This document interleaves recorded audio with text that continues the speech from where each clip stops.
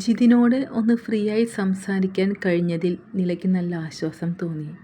അതുകൊണ്ട് തന്നെ രാത്രിയിലെ വടി പോലിരുന്ന ചപ്പാത്തിയും ഗ്രീൻ പീസ് കറിയും അവൾക്ക് വലിയ പ്രശ്നമായി തോന്നിയില്ല. സേതി തലയിൽ കൂടിയിട്ട പുതപ്പ് മാറ്റാതെ സേതി മൂളി. എടി, നിനക്ക് നിൻ്റെ അപ്പച്ചിയുടെ മോനോട് ക്രഷ് തോന്നിയപ്പോൾ നിനക്ക് എന്തായിരുന്നു ഫീൽ? ആ ഒറ്റ ചോദ്യത്തിൽ പുതപ്പൊക്കെ വലിച്ചു മാറ്റി സേതി എണീറ്റ് നിന്നു. നിനക്കെന്താ നിളേ, നീ ഇത് വിട്ടില്ലേ? പെട്ടെന്നുള്ള ആ ചാടിയടികളിൽ നിള ഒന്ന് ഞെട്ടിപ്പോയിരുന്നു. ഞാൻ ചുമ്മാ ചോദിച്ചെന്നേ ഉള്ളൂ, നീ എന്തിനെങ്ങനെ ഞെട്ടിപ്പിടിഞ്ഞു എണീറ്റത്? സേതി എണീറ്റ പോലെ തന്നെ ബെഡിലേക്ക് ഇരുന്നു. താഴേക്ക് വീണ പുതപ്പ് കാലുകൊണ്ടെടുത്ത് ബെഡിലേക്ക് ചുരുട്ടിയിട്ട് നിളയെ ഒന്ന് നോക്കി.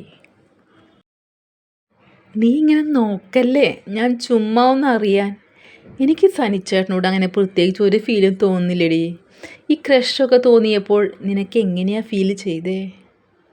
ഇടി കോപ്പേ, നീ ഇപ്പോൾ എന്താ ഈ ഹോസ്റ്റലിൽ? നിൻ്റെ പ്രേമം പൊട്ടിപ്പാളീസായി കരഞ്ഞു മൂങ്ങി വന്നതല്ലേ? എന്നിട്ട് അവൾ പണ്ടെങ്ങോ എനിക്ക് തോന്നിയ ക്രഷും ഫീലും ചോദിച്ചുകൊണ്ട് വന്നേക്കുന്നു.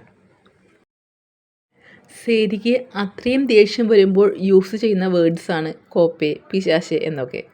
അതുകൊണ്ട് തന്നെ കോപ്പേ എന്ന വിളി വന്നതും നിള പുതപ്പെടുത്ത് തല മൂടിയിരുന്നു. നീ ഇങ്ങനെ ദേഷ്യപ്പെടല്ലേ സേതിക്കുട്ടി? പുതപ്പിന് ഇടയിൽ കൂടി ഒരു കണ്ണ് മാത്രം വെളിയിലാക്കി നിള പയ്യെ പറഞ്ഞു. പിന്നെ ദേഷ്യം വരാതിരിക്കുമോ? അത് പിന്നെ ജിതിനേട്ടൻ എനിക്ക് എൻ്റെ സ്വന്തം എന്ന പോലെ ആയിരുന്നില്ലേ? അച്ഛനെ എന്നെ ജിതിനേട്ടനെ കൊണ്ട് കല്യാണം കഴിപ്പിക്കണം എന്ന ആഗ്രഹമുണ്ടെന്ന് അറിഞ്ഞതിൽ ശേഷം ചിന്തകളും ഇഷ്ടങ്ങളും ആ രീതിക്ക് അങ്ങ് മാറിയതാണല്ലോ. അല്ലാതെ എൻ്റെ നിളേ, എനിക്ക് പണ്ടെപ്പോഴോ കുഞ്ഞിലെ അങ്ങേരെ കെട്ടിയാൽ കൊള്ളാമെന്നൊരാഗ്രഹം തോന്നി. അതിന് പിന്നിൽ ഒറ്റ ഉദ്ദേശം മാത്രമേ ഉള്ളായിരുന്നു, അതോടെ എനിക്ക് സ്ഥിരമായി അച്ഛൻ്റെ വീട്ടിൽ നിൽക്കാലോന്ന്. സത്യം? നിള ഊന്നി ചോദിച്ചപ്പോൾ സേതി അതേന്ന് തല കുലുക്കി. നീ ഇത് പിന്നെയും പറഞ്ഞ് നടക്കല്ലേ കേട്ടോ. ഇല്ല, പക്ഷെ ഒരു ഡൗട്ട് ചോദിക്കട്ടെ. നിനക്ക് ഇപ്പോഴും അച്ഛൻ്റെ വീട്ടിൽ നിൽക്കാൻ ഇഷ്ടമല്ലേ? അപ്പം പിന്നെ ആ ഇഷ്ടം എന്തിയെ വേണ്ടെന്ന് വെച്ചത്? ആ ചോദ്യത്തിൽ സേതി കുടുങ്ങി. എൻ്റെ പൊന്നേ, കുഞ്ഞിലേ തോന്നിയ എല്ലാ ആഗ്രഹങ്ങളും വലുതാകുമ്പോൾ അതേപോലെ നിൽക്കുമോ? നീ ഉറങ്ങാൻ നോക്കിയേ. വീണ്ടും പുതപ്പിനുള്ളിലേക്ക് കയറുമ്പോൾ സേതിയിൽ ഒരു വിറയൽ വന്നു. നിളയെ വിശ്വജിത്തിനെ പരിചയപ്പെടുന്ന ദിവസത്തെ അവൾ ഭയപ്പെട്ടു. നിളയുടെ സ്വഭാവം വെച്ച് വിശ്വജിത്തിനെ ആദ്യം കാണുന്ന നിമിഷം തന്നെ സേതിയുടെ ഫസ്റ്റ് ക്രഷ് അല്ലേ എന്ന് ചോദിച്ചായിരിക്കും അവൾ പരിചയപ്പെടുക. ആ ഒരു നിമിഷത്തെ സേതി ഭയപ്പെടുന്നുണ്ട്. അങ്ങനെ ഒന്ന് ഉണ്ടായിരുന്നോ എന്ന് വിശ്വജിത്ത് ചിരിയോടെ തിരക്കിയാൽ ഉണ്ടായിരുന്നെന്ന് അതേ ചിരിയോടെ മറുപടി പറയാൻ കഴിയുമോ എന്ന ആശങ്ക. കാരണം അതൊരു ക്രഷായിരുന്നെന്ന് എത്രയൊക്കെ മനസ്സിനെ പറഞ്ഞ് പഠിപ്പിച്ചാലും അത് തൻ്റെ പ്രണയമായിരുന്നു. എന്താ മോളെ? വിശ്വജിത്ത് അത്രയും സ്നേഹത്തോടെ വിളിച്ചിട്ടും അപ്പുറം നിശബ്ദമാണ്. മോളെ, ഏട്ടൻ പറഞ്ഞോ, ഞാൻ കേൾക്കുന്നുണ്ട്. എന്തിനാടാ ഈ വാശി? അമ്മയോട് എന്തിനാ ദേഷ്യം കാണിച്ചത്? അപ്പോഴേക്കും അമ്മ അത് വിളിച്ചു പറഞ്ഞോ? വൃന്ദ, വിശ്വജിത്തിൻ്റെ ശബ്ദം ഒന്നുയർന്നു. ഏട്ടാ, ഈ ശനിയാഴ്ച ഫ്രണ്ട്സ് എല്ലാം കൂടി കറങ്ങാൻ പോകുന്നുണ്ട്. എനിക്ക് കൂടി പോകണം. അത് പറഞ്ഞതിനാണ് അമ്മ ഷോ കാണിച്ചത്. മോളെ, സംസാരം അതിര് കടക്കുന്നുണ്ട്. ഇപ്പോൾ നിൻ്റെ ആവശ്യം എന്താ? അവർക്കൊപ്പം പോകണം അല്ലേ?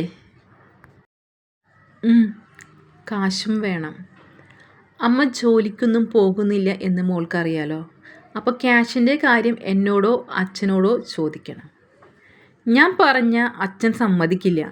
അതാ അമ്മയോട് പറഞ്ഞത്. അമ്മ ചോദിച്ചാൽ വിടും. വല്ലാത്ത ദേഷ്യമായിരുന്നു അവളുടെ ശബ്ദത്തിൽ. വിശ്വജിത്ത് ഒന്ന് കണ്ണടച്ചു സ്വയം നിയന്ത്രിച്ചു. നിങ്ങൾ എവിടേക്കാണ് പോകുന്നത്? കോളേജിൻ്റെ അവിടെ ഒരു പാർക്കില്ലേ, അങ്ങോട്ട്. പിന്നെ ഒരു മൂവിയും പുറത്തുനിന്ന് ഫുഡും, അതാ പ്ലാൻ. ആരൊക്കെയാണ് കൂടെ ഉള്ളത്? ഏട്ടൻ ഇതെന്താ ഒരുമാതിരി കുഞ്ഞിപ്പിള്ളേരെ ചോദ്യം ചെയ്യും പോലെ? എനിക്ക് 18+ ആയി ഏജ്. ശരി, ഞാനൊന്നും പറയുന്നില്ല. അച്ഛൻ സമ്മതിച്ചാൽ പോകാം. അതിനു വേണ്ടി അമ്മയെ പ്രഷർ ചെയ്യാൻ നിൽക്കരുത്. വിശ്വജിത്ത് ഫോൺ കട്ട് ചെയ്യും മുന്നേ അവൾ ഫോൺ കട്ട് ചെയ്തിരുന്നു. അവൻ്റെ മനസ്സാകെ അസ്വസ്ഥമായി. ചില നേരം എത്ര പറഞ്ഞാലും മനസ്സിലാകാത്ത വാശിയാണ് വൃന്ദയ്ക്ക്.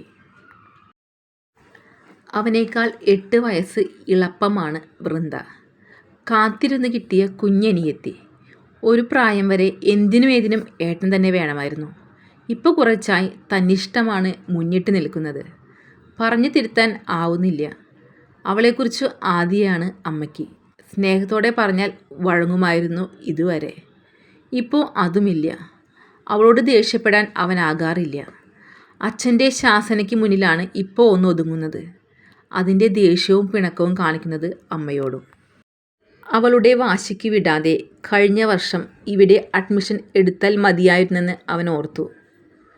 സാറേ വായോ കഴിക്കാം. പ്രജിൻ വന്ന് വിളിച്ചപ്പോൾ വിശ്വജിത്ത് ഫോൺ ചാർജ് വെച്ച് അവനൊപ്പം ചെന്നു. തുടരും. സ്നേഹത്തോടെ അഭിനവി.